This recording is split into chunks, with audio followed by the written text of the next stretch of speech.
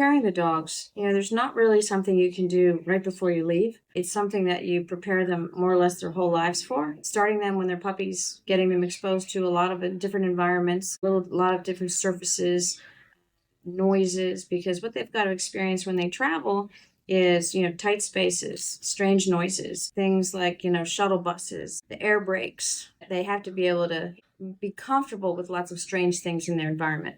So all of that goes to like life skills that we generally teach all of our dogs, but that's what they need in order to be a solid traveler.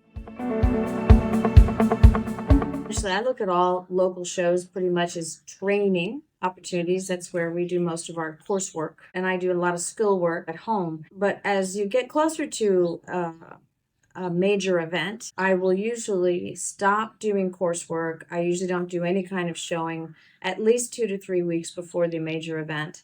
I focus on skill work, tuning up some things that might be a little rougher, but then also reinforcing the skills that we're really good at, and growing a lot of confidence. You want to make sure that you're going into it very confident that you and your dog can handle any of the challenges that are presented to you.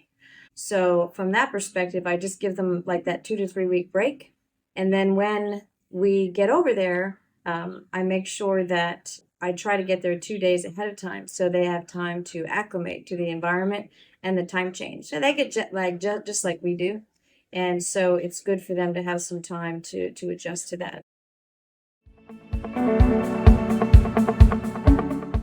My advice to aspiring World Team members would be persevere. I think it's within anyone's reach that has that belief in themselves and the willingness to work hard enough to get there. There are some competitive things you need to consider. Do I have the skills to handle the international challenges? Does my dog have the speed necessary to be competitive in that environment? But at the end of the day, there are a lot of people out there, I think, that can fulfill that dream if they just believe in themselves enough to get it done. What sets USDAA apart?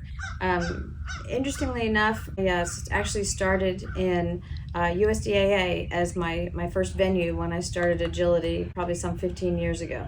What I still like about it today is that the competitors are pretty easygoing, they're laid back.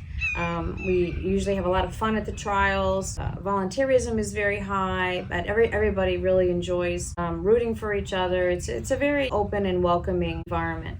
I think from a courses perspective, they fall somewhere between AKC and UKI in that they have some of the complexities of UKI, maybe not the big distances, and they have some of the other elements of shall we say, AKC, but the distances are a little bit larger, and there's some more challenges that you might consider to be international in flavor.